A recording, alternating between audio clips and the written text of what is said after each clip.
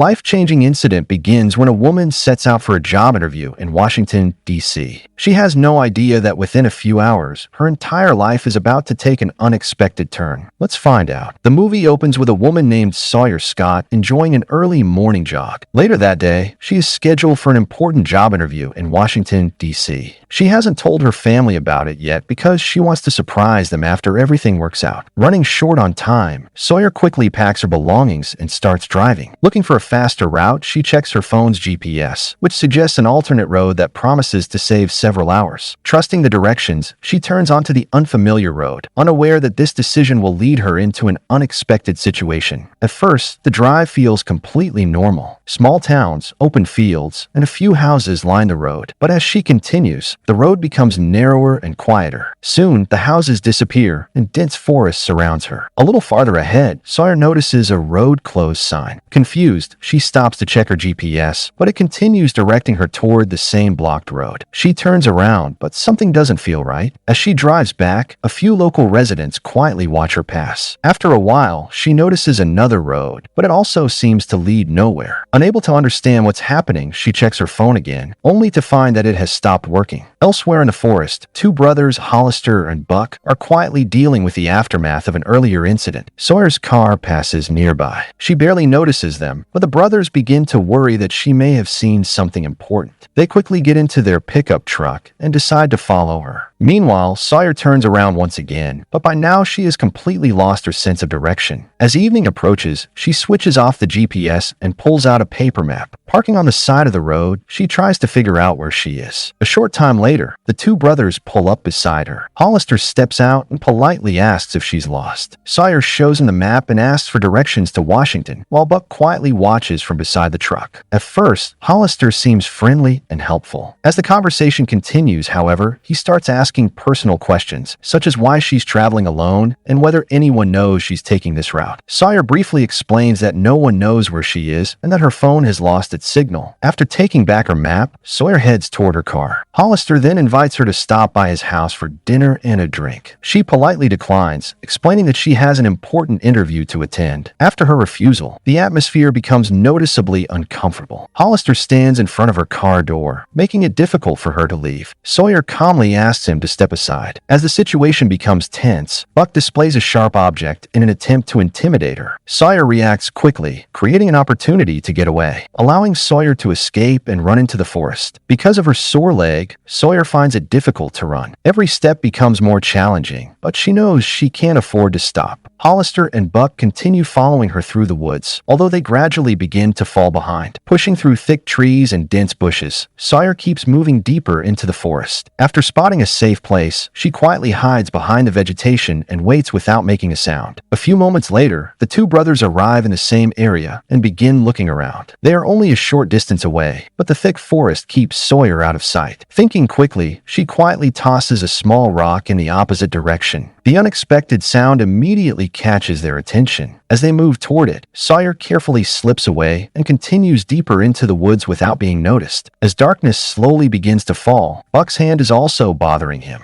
After walking for quite some time, Sawyer finally reaches a small river. Exhausted and out of breath, she kneels beside the water, takes a few careful sips, and gives herself a brief moment to recover before continuing her journey. As evening turns into night, the temperature drops quickly. Surrounded by complete silence, Sawyer has no idea which direction will lead her out of the forest. With no better option, she gathers a pile of dry leaves, spreads them on the ground, and decides to spend the night there. Although she closes her eyes, every unfamiliar sound keeps her awake, making it a long and restless night. The following morning, Sawyer's unattended car has already been reported to the local sheriff's department. Sheriff Odell learns that the vehicle was found in an area frequently visited by Hollister and Buck. Wanting to understand what happened, he first visits the location where the car was discovered. After looking around carefully, he finds only the unattended vehicle and no sign of Sawyer or anyone else. Odell then drives to the brothers' house and calmly asks whether they have seen the woman authorities are trying to locate. Keeping the conversation casual, he questions them about the previous day.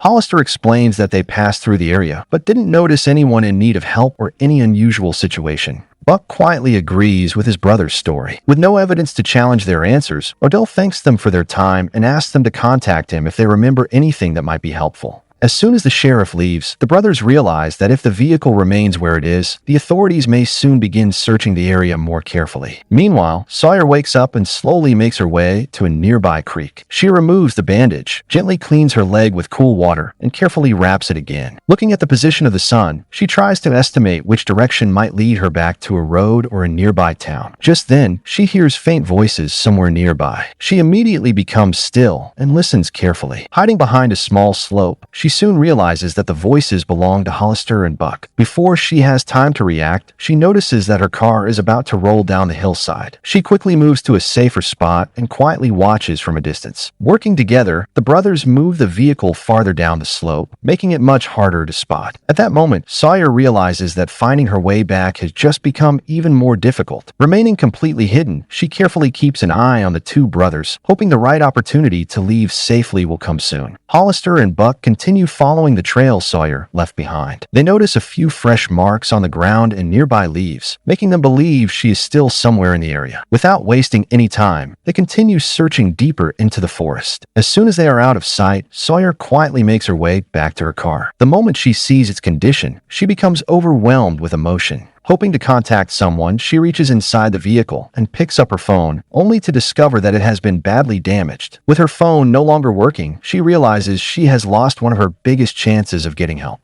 Hoping for a better connection, she climbs to slightly higher ground. She raises it into the air, hoping to catch even the weakest signal, but nothing appears on the screen. Knowing it isn't safe to stay near the vehicle, because Hollister and Buck could return at any moment, she decides to leave immediately. Following the nearby creek, Sawyer continues walking through the forest. She hasn't had anything to eat for several hours, and the long journey has left her exhausted. Her pace becomes slower with every step, forcing her to stop from time to time and lean against the trees to catch her breath. As she moves farther ahead, she notices a pile of old tires, pieces of metal, and other discarded items scattered through the woods. She takes a few more steps, but her vision gradually becomes blurry. Completely worn out, she loses her balance and quietly collapses to the ground. Several hours later, Sawyer slowly regains consciousness. She finds herself inside an unfamiliar room. Looking down at her leg, she notices that it has been wrapped with a fresh bandage. It is clear that someone has taken care of her, but she has no idea who brought her there. She carefully looks around, searching for a way out. Just then, a man named Lowell walks back into the room. Startled, Sawyer immediately steps back. Lowell calmly explains that he found her unconscious in the forest and brought her home to help her recover. Still unsure whether she can trust him, Sawyer notices a container filled with white powder sitting nearby. Acting on instinct, she grabs it and throws the powder toward Lowell. The powder irritates his skin and eyes, causing him to step back immediately. He rushes to the refrigerator, grabs a carton of milk, and pours it over his face to wash it away. Taking advantage of the moment, Sawyer tries to leave the house. However, the discomfort in her leg makes it difficult to move, and she loses her balance before reaching the door. Meanwhile, Nick notices Hollister and Buck leaving the local police station. He later speaks with Doyle, telling him that the case involving the unidentified vehicle seems more serious than it first appeared, and that he suspects the two brothers may know more than they are saying. Doyle admits that he had the same thought at first. However, he believes the brothers are simply local troublemakers and doubts they would be involved in anything more serious. Back at Lowell's house, Sawyer wakes up again and realizes that her hands have been loosely secured with a rope. Lowell brings her some bread and water, encouraging her to eat before they talk. Sawyer asks him to untie her hands, but Lowell politely refuses. He explains that after what happened earlier, he wants to make sure everyone stays safe until they understand each other better. Feeling hungry after everything she has been through, Sawyer quietly eats the bread. A little later, she once again asks Lowell to let her leave, explaining that she needs medical attention. Just then, the sound of a vehicle can be heard outside. Hoping someone has arrived to help, Sawyer begins calling out. Lowell quickly asks her to stay quiet, explaining that the people outside may not have good intentions. Unsure of what to do, Sawyer falls silent. A few moments later, Hollister and Buck arrive at Lowell's house. Their conversation reveals that Lowell is their cousin and that they have been working together on an illegal operation. The brothers ask whether he has seen a young woman anywhere nearby. Wanting to protect Sawyer, Lowell calmly tells them that he hasn't seen anyone.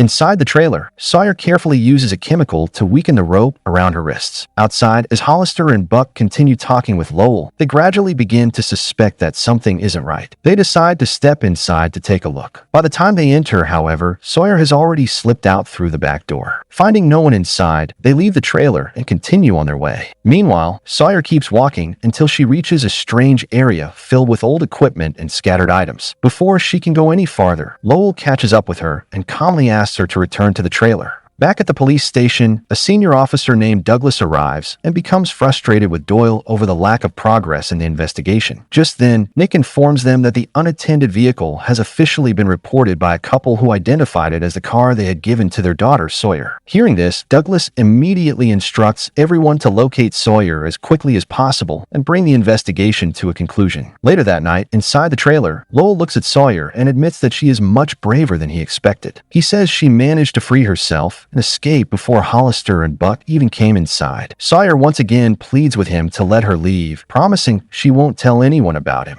Lowell patiently explains that the nearest highway is far away and that trying to leave on foot right now would be extremely risky. He believes Hollister and Buck would eventually find her again. Sawyer still isn't convinced that she can trust him. To show that he means no harm, Lowell unties her hands and explains that the two brothers will be away on work in about 3 days. He tells her that waiting until then will give her a much safer chance to leave. Although Lowell works with them, it becomes clear that he doesn't share their attitude and genuinely wants Sawyer to stay safe. Meanwhile, Doyle angrily visits Hollister and Buck. He tells them that Sawyer's disappearance has become a high-priority case and demands to know exactly what happened. During their conversation, it is revealed that the three of them have been working together in an illegal operation. Hollister explains that they were carrying out one of Doyle's instructions when they believed Sawyer might have noticed them. Fearing that she could become a witness, they decided to follow her, but she managed to get away. It is now clear that all three men are connected. They assure Doyle that they will continue looking for Sawyer before anyone else finds her. The next morning, Lowell is busy with his work when Sawyer asks why he is involved in producing illegal substances. Rather than avoiding the question, he briefly explains how the process works. While Lowell is distracted, Sawyer quietly picks up a screwdriver and keeps it hidden without drawing attention to herself. A short time later, Lowell tells Sawyer that she should stay out of sight because Hollister and Buck will soon arrive to deliver some supplies. Before long, the brothers show up, place a few items inside the trailer, and leave again after only a short visit. Unknown to them, Lowell has already filled the trailer with gas as part of his own plan. At the same time, Nick continues working on the case. Later, Doyle tells him to head home early for the day. Nick agrees and leaves, but when he returns to pick up his keys, he accidentally overhears Doyle speaking with Hollister on the phone. Doyle urges him to find Sawyer before the situation gets out of control and causes problems for everyone involved. Hearing the conversation, Nick realizes that Doyle has been secretly connected to the entire operation from the beginning. Just then, Doyle notices Nick standing nearby. Nick immediately confronts him and orders him not to move. A tense confrontation follows, and Doyle suddenly opens fire. Nick collapses and never gets the chance to reveal what he has learned. Afterward, Doyle tells Hollister and Buck to remove all evidence connected to the incident. He then asks whether they have found Sawyer yet. In response, Hollister hands him Sawyer's purse and assures him that they are still searching for her. The following day, Douglas angrily asks Doyle why Sawyer still hasn't been located. Pretending to be just as confused, Doyle claims that Nick has also been missing since the previous day and that he has no idea what is happening.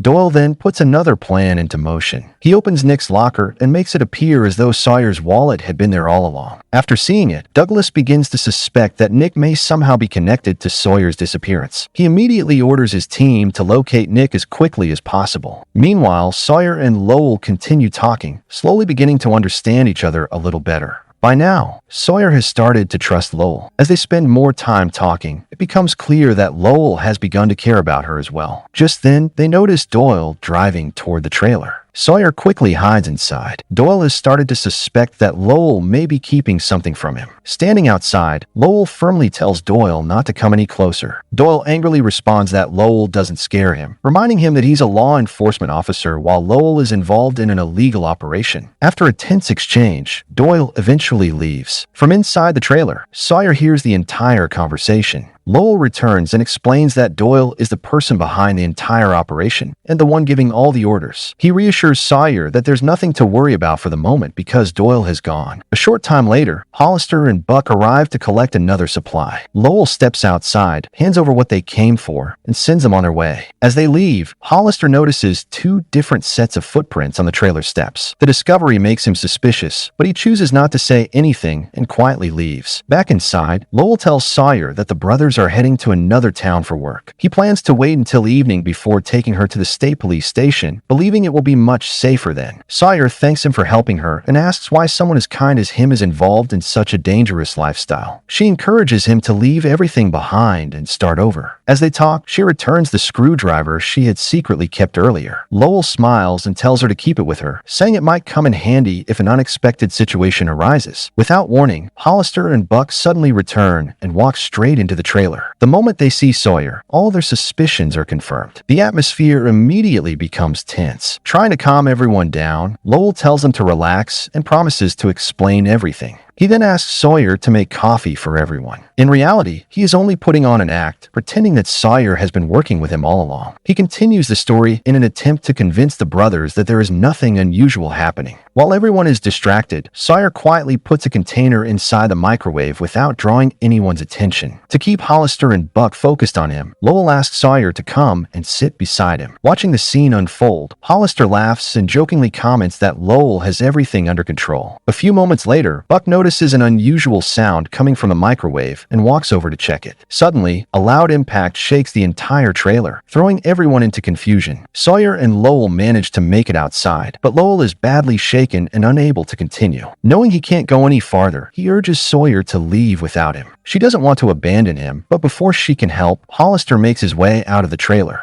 Realizing there is no time to waste, Sawyer begins running again. Hollister is about to follow her when Lowell steps in to stop him. The two struggle, and despite his condition, Lowell briefly manages to stop Hollister. Just then, Doyle suddenly arrives, and a tense confrontation follows. Hearing the loud noise from a distance, Sawyer realizes that Lowell is no longer with her. Heartbroken, she knows she has no choice but to keep moving. For a brief moment, Hollister believes Doyle has come to help him. Instead, Doyle makes sure Hollister can no longer interfere, leaving no loose ends behind. Meanwhile, Sawyer continues making her way through the forest until she finally reaches a road. Seeing a police vehicle in the distance fills her with hope. Believing she has finally been rescued, she approaches the officer without realizing that it is Doyle. Relieved to see someone in uniform, Sawyer tells him everything that has happened and asks him to call an ambulance for Lowell, hoping he may still be okay. Doyle calmly assures her that help will arrive soon. But as Sawyer listens to his voice, she suddenly recognizes it. She remembers hearing the very same voice outside the trailer earlier. In that instant, everything becomes clear. Realizing she is still in danger, she immediately tries to get away. Doyle quickly stops her and tells her that the rest of the journey will have to continue on foot. Once again, Sawyer finds herself trapped with no obvious way out. He leads her toward a nearby river.